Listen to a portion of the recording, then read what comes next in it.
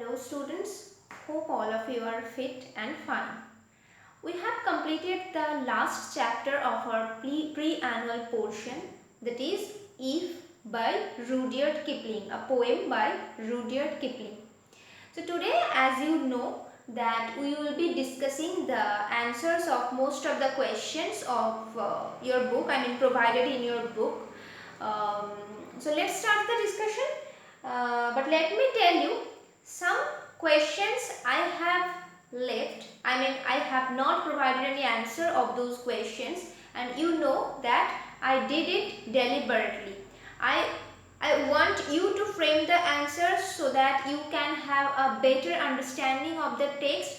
And one more thing that I would like to suggest you, obviously you will go through the answers, you will modify the answers, or you will frame the answers, obviously.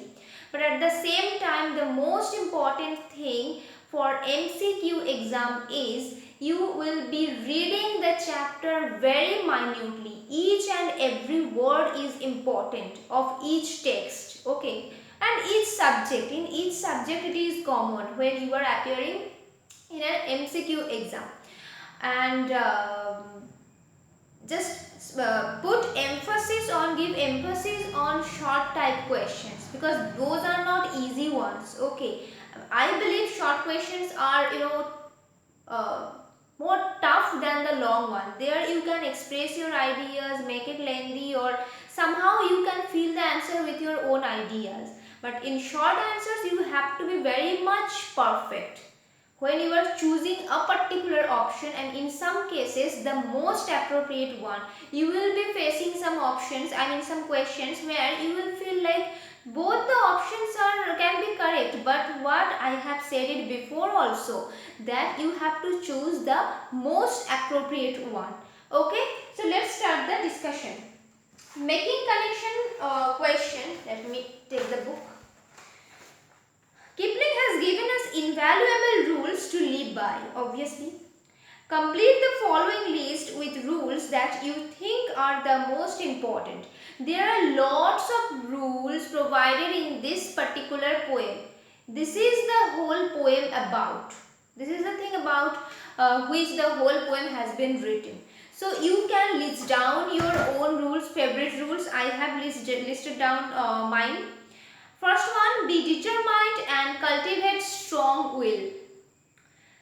Next one, neither be overjoyed at success nor be dejected due to failure.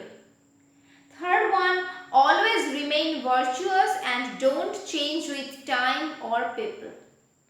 And fourth one, don't waste time, rather use every single minute, or you may mention second, every single second, in a productive way. Productive way, this phrase has been provided by one of the students. I found it very much appropriate for this type of answer, so I used it. Thanks to that student. Okay, now question number 2A. If you can keep your head when all about you, just go through the lines. I am not reading all the lines, dot dot dot. Question number 1. What does the speaker wish to convey by the expression keep your head? You all know it already. Still I am reading my answer so that you don't face any handwriting problem. Okay. By the expression keep your head, the speaker means to be rational. You may mention like the speaker Rudyard Kipling. You may mention that also.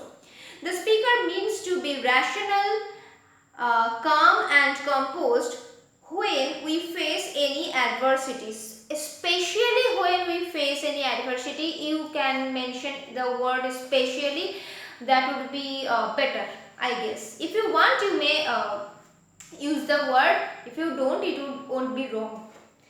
Second one, how would a person make allowance for others for doubting him?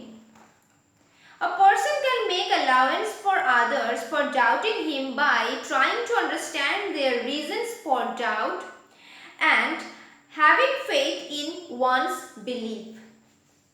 Obviously, you need when you are putting belief in yourself, faith in yourself, at the same time, as I mentioned when I was explaining the poem, that you need to think, why are they doubting?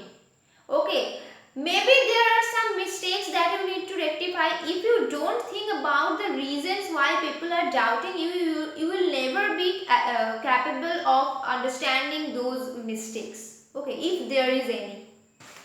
Okay, now the third one. Oh, no third one. Sorry. Question number 2b. If you can make one heap of all your winnings dot dot. The first question is, what is it that is to be risked? Got it.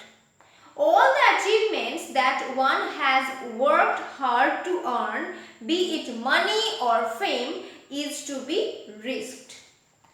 Actually, all the achievements, it has been considered as a whole thing. That's why the verb, singular verb is. Okay.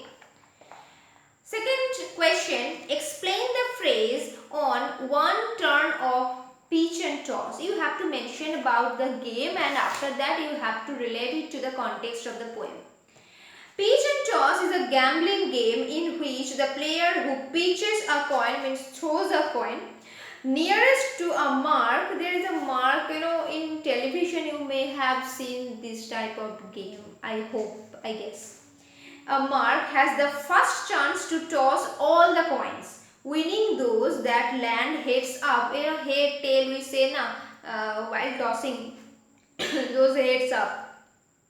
In the poem, if Kipling says that one must have the courage to take a risk, and if one loses, one must be brave enough to accept that failure and start all over again.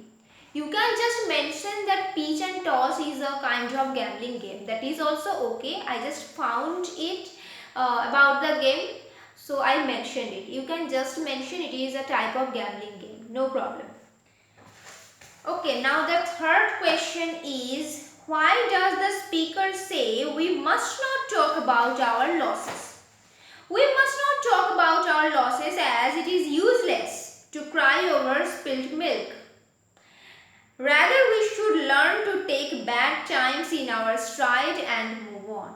When we put long steps, we should accept those failures. You may mention that we should learn lessons, we should take the lessons positively that we have learned from those mistakes. And then we need to move on. Then we start to rebuild things from the beginning. You may write it in various ways.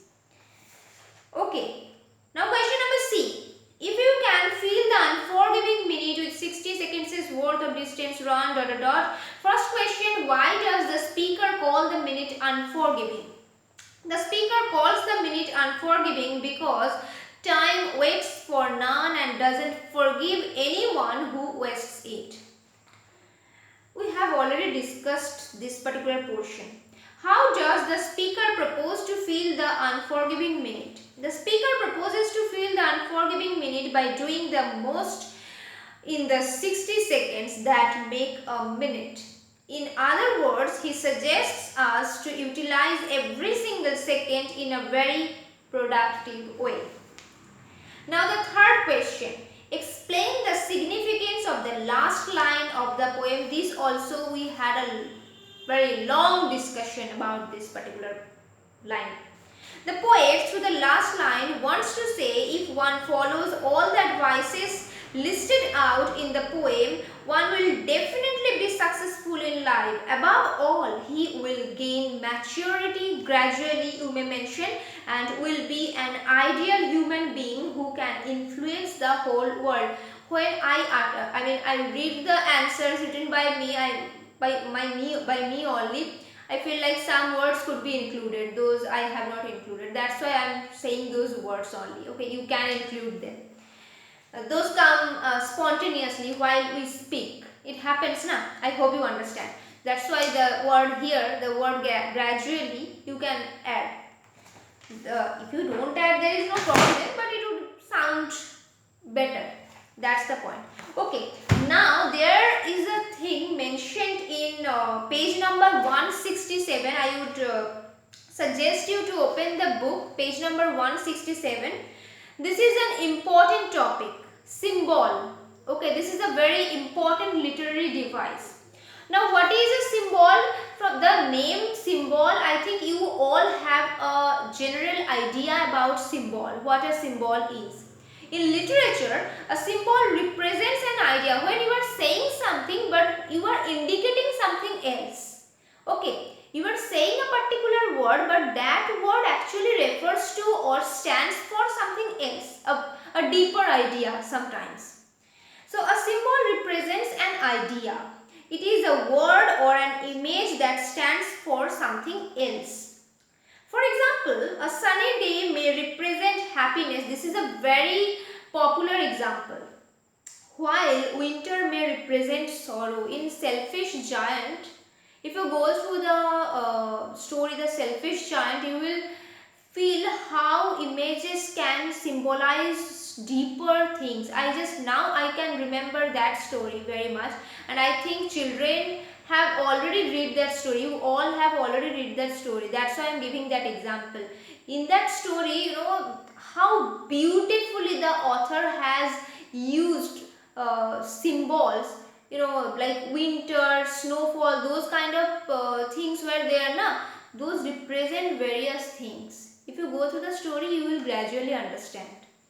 Anyway, here there is a box, symbols and ideas. Okay, I'm going to ask in today's live class, you please remind me, like the previous class you reminded me about that question.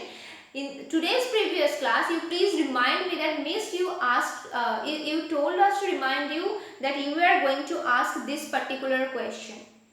You just solve this matchbox, and then I will ask you about the answers provided. I would ask you for answers in the live class. Okay, another thing I forgot to ask in the previous class, that is the rhyme scheme of the first stanza and the rhyme scheme of the last stanza. Okay, the rhyme scheme of the first stanza you also you need to find out, and the rhyme scheme of the last stanza also. Okay, and figure of speech. I'm going to ask you about figure of speech. If I can't complete all these topics in today's live class, there will be revision classes. We are getting a lot of time to revise things. So in revision classes also you remind me that miss, this question was left. We didn't get enough time in today's live class. So this question was left. So let's discuss. Okay, you remind me things. Okay, and obviously doubts will be clarified. That is nothing new. I don't need to tell you that. Please don't hesitate while letting me know about your doubts. Okay, so bye bye for now. We are going to meet in the live class and solve those things I am going to ask.